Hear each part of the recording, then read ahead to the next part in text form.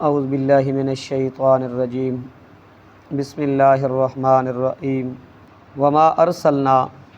اور نہیں بھیجا ہم نے من رسول کوئی رسول الا مگر اس لیے لیطاع کہ اس کی اطاعت کی جائے باذن اللہ اللہ کے حکم سے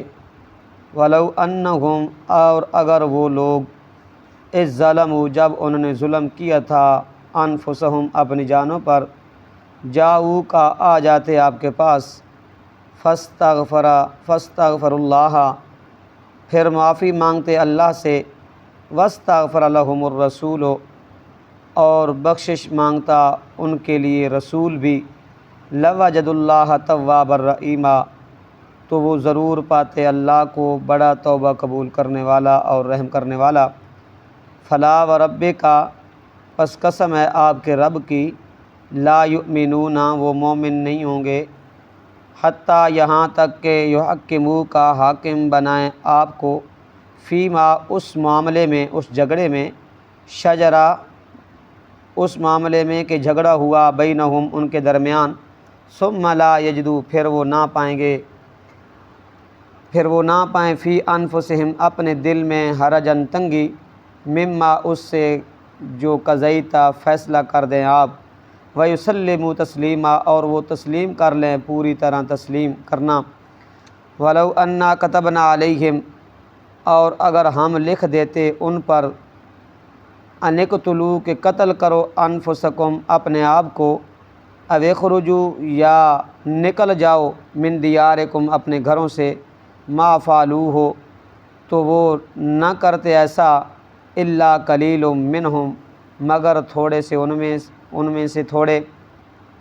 ولو انہم فعلوا اور اگر وہ کر لیتے ما یوعظون بہ جو انہیں نصیحت کی جاتی تھی لکان خیر لہم تو ہوتا بہتر ان کے لیے واشد تثبیتا اور زیادہ مضبوط رکھنے والا ایمان کو وَلَهَدَيْنَاهُمْ وَإِذًا لَآتَيْنَاهُمْ اور اس وقت ہم دیتے انہیں من لدنا اپنے یہاں سے اجراً عظیما بہت بڑا اجر وَلَهَدَيْنَاهُمْ صِرَاطًا مستقیما اور ہدایت کرتے ہم انہیں سیدھے رستہ کی وَمَا أَرْسَلْنَا مِن رَّسُولٍ إِلَّا لِيُطَاعَ بِإِذْنِ اللَّهِ پہلی آیت کے اندر اللہ رب العزت نے رسول بھیجنے کا مقصد بیان فرمایا کہ ہم نے رسولوں کا جو سلسلہ جاری کیا یہ ہم نے کیوں کیا تو رب تعالیٰ فرماتے ہیں کہ رسول بھیجنے کا ہمارا مقصد یہ ہے کہ اس کی کیا کی جائے اطاعت کی جائے لیکن یہود منافقین نے اطاعت کرنے کے بجائے کیا کی آپ کی نافرمانی کی اور ہر زمانے کے پیغمبر کا ہر امتی جو ہے نا اس کے اوپر اللہ رب العزت نے فرض کر دیا کہ وہ اپنے پیغمبر کی کیا کرے اطاعت کرے تو رب تعالیٰ فرماتے ہیں وما ارسلنا من رسول الا لیطاع باذن اللہ ہم نے کوئی بھی رسول نہیں بھیجا الا لیطاع باذن اللہ کے مقصد یہ ہے کہ اس کی کیا کی جائے اطاعت کی جائے اس کی فرما برداری کی جائے باذن اللہ اللہ کی توفیق سے ولو انہم اذ ظلموا انفسہم جاؤک رب تعالیٰ فرماتے ہیں کہ اگر وہ آپ کی نافرمانی نہ کرتے آپ کے فیصلے کو تسلیم کرتے اس کو نہ ٹھکراتے جو انہوں نے کیا کیا اپنی جانوں کے اوپر ظلم کیا تو وہ انہوں نے اپنی جانوں کے اوپر جو ظلم کیا اگر وہ آپ کے فیصلے کو تسلیم کرتے اس کو نہ ٹھکراتے یعنی کیا کرتے جب ان سے یہ گناہ ہوا آپ کے فیصلے کو ٹھکرایا تو وہ فوراً کیا ہو جاتے نادم ہو جاتے جاؤ کا آپ کی خدمت میں حاضر ہو کر فاستغفر اللہ سے معافی مانگتے واستغفر لہم الرسول اور آپ سے بھی کہتے کہ آپ ہمارے لیے کیا کریں دعا کریں اللہ سے دعا کریں کہ اللہ ہمیں کیا کر دے ہماری بخشش فرما دے بخشش فرما دے لوجد اللہ توابا الرحیما، تو وہ ضرور اللہ کو پاتے توبہ قبول کرنے والا، وہ اللہ کو ضرور پاتے توبہ قبول کرنے والا۔ اس آیت کا جو تعلق ہے نا، یہ آپ صلی اللہ علیہ وسلم کی زندگی کے ساتھ تھا۔ کیا تھا؟ آپ صلی اللہ علیہ وسلم کی زندگی کے ساتھ تھا۔ اب کوئی کہے کہ میں آپ صلی اللہ علیہ وسلم کی قبر پہ جا کر یا کسی بزرگ کی قبر پر جا کے میں کیا مانگوں، اس سے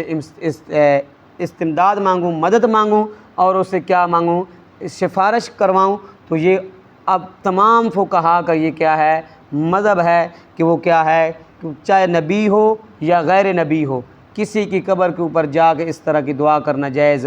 نہیں ہے، اس سے مدد مانگنا جائز نہیں ہے۔ فلا وربک لا یؤمنون حتی یحکموک فیما شجر بینہم ثم لا یجدوا، فلا وربک، پس قسم ہے آپ کے رب کی۔ رب تعالیٰ نے ایمان کی 3 شرطیں بیان فرمائی ہیں اس آیت کے اندر۔ کتنی شرطیں؟ 3 شرطیں۔ پہلی شرط یہ ہے کہ حتی یحکموک، وہ آپ کے فیصلے کو تسلیم کریں، آپ کو فیصل مانیں۔ شجر بینہم ثم لا یجدوا فی انفسہم، دوسری شرط یہ ہے کہ جب آپ فیصلہ کر دیں اور آپ کو فیصلے کو تسلیم کریں تو دل میں کسی قسم کی کوئی تنگی نہ رکھیں، خوشی سے کیا کریں، اس کو تسلیم کریں۔ وَيُسَلِّمُ تسلیما، تیسری شرط یہ ہے کہ وہ کیا کریں، اس کو پوری طرح اس کو تسلیم کریں۔ تو رب تعالیٰ نے فرمایا فلا وربک، مجھے اپنے ذات کی قسم ہے، لا یؤمنون حتی یحکموک، وہ بندہ اس وقت تک مومن نہیں ہو سکتا جب تک وہ آپ کو فیصل نہ مانے، آپ کو فیصل نہ مانے، فیما شجر بینہم، اس معاملے میں جو جھگڑا ان کے درمیان اٹھا، ثم لا یجدوا فی انفسہم ارجا، جب آپ فیصلہ صادر فرما دیں تو ذرا برابر بھی ان کے دل میں کوئی تنگی نہ آئے، مما قضیتا ویسلموا تسلیما، اور اس فیصلے سے جو آپ کریں، ویسلموا تسلیما، اس کو کیا کریں، پوری طرح تسلیم کر دیں، پوری طرح کیا کریں، اس کو تسلیم کریں۔ تو یہ امام الانبیاء صلی اللہ علیہ وسلم نے بھی فرمایا لا یؤمن احدکم حتی یکون ہواہ تبعا لما جئت بہ، اس وقت تک بندہ مومن نہیں ہو سکتا جب تک اپنی خواہشات اور اپنے جذبات کو میرے دین کے تابع نہ کرے، جب تک میرا مطیع اور فرما بردار نہ بن جائے اس وقت تک وہ بندہ مومن نہیں ہے۔ صرف زبان سے اقرار کرنا کہ ہم کیا ہیں، مسلمان ہیں، ہم کیا ہیں، مومن ہیں، جب تک عمل کر کے نہیں دکھائیں گے نا اس وقت تک اس بندے کو مومن نہیں کہا جا سکتا، اس وقت تک اس بندے کو مومن نہیں کہا جا سکتا۔ زبان کے ساتھ ساتھ کیا کرنا ہے، عمل بھی کرنا ہے، کیا کرنا ہے، عمل بھی کرنا ہے، آپ کو فیصل ماننا ہے، آپ کی کیا کرنی ہے، اتباع کرنی ہے، اطاعت کرنی ہے۔ تو اس لیے رب تعالیٰ نے قرآن کریم کے اندر فرمایا، کئی مقام پہ فرمایا یا ایھا الذین آمنوا اطیعوا اللہ واطیعوا الرسول، اے ایمان والو اللہ اور اس کے رسول کی کیا کرو، اطاعت کرو۔ ہم ڈائریکٹ تو اللہ تک نہیں پہنچ سکتے، تو رسول کے ذریعے بواسطہ رسول اس کے احکام ہم تک پہنچے ہیں، تو ہم نے کیا کرنی ہے، اللہ کے رسول کی کیا کرنی ہے، اطاعت کرنی ہے، کیا کرنی ہے، اطاعت کرنی ہے۔ تو اس لیے امام الانبیاء صلی اللہ علیہ وسلم نے فرمایا فَإِنَّ خَيْرَ الْحَدِيثِ کتاب اللہ، تمام کلاموں میں سے بہترین کلام کس کا ہے، اللہ کا، تمام کلاموں میں سے بہترین کلام کس کا، اللہ کا۔ فَإِنَّ خَيْرَ الْحَدِيِ هَدْيُ مُحَمَّدٍ صلی اللہ علیہ وسلم، اور تمام رستوں میں سے بہترین رستہ کس کا ہے، امام الانبیاء صلی اللہ علیہ وسلم کا۔ وَشَرَّ الْأُمُورِ مُحْدَثَاتُهَا، اور تمام برے رستوں میں سے وہ رستہ برا ہے جو دین کے اندر نئی باتیں گھڑی جائیں، جو دین کے اندر نئی باتیں گھڑی جائیں۔ تو اس لیے تمام کتابوں میں سے بہترین کتاب اللہ کی، اور تمام رستوں میں سے بہترین رستہ کس کا ہے، امام الانبیاء صلی اللہ علیہ وسلم کا ہے۔ تو ہم نے غمی خوشی کے اندر کیا کرنا ہے، نبی اکرم صلی اللہ علیہ وسلم کی سنت کے مطابق عمل کرنا ہے، چاہے غمی ہو چاہے کیا ہو، ہماری خوشی ہو، تو سنت کے مطابق عمل کرنا ہے۔ وَلَوْ أَنَّا كَتَبْنَا عَلَيْهِمْ، رب تعالیٰ فرماتے ہیں یہ تو کیا تھے، ہم نے آسان احکام جاری کی تھے، کیا تھے، ہم نے آسان احکام جاری کی تھے کہ اگر ہم ان کے کیا کرتے، مشکل احکام جاری کر دیتے نا، ہم کیا کرتے، ان کو کہتے کہ اپنے آپ کو قتل کرو یا اپنے گھروں سے نکل جاؤ،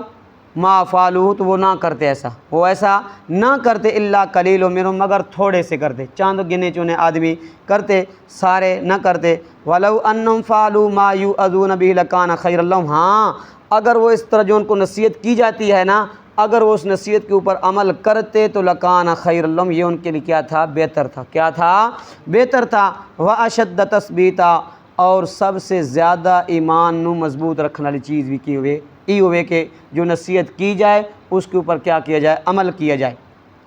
وَلَهَدَيْنَاهُمْ صِرَاطًا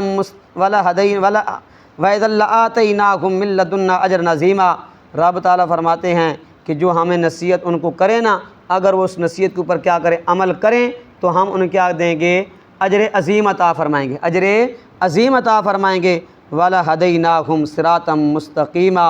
اور ہم انہیں سیدھے رستے کی ہدایت کریں گے، سیدھے رستے کی ہدایت کریں گے، اور آخرت کا دنیا کے اندر ہم ان کو سیدھا رستہ دکھائیں گے، سیدھے رستے کے اوپر چلائیں گے، اور جب آخرت کے اندر ہمارے آخرت کے دن ہمارے پاس آئیں گے نا تو ہم انہیں کیا کریں گے؟ اجر عظیم عطا کریں گے، اجر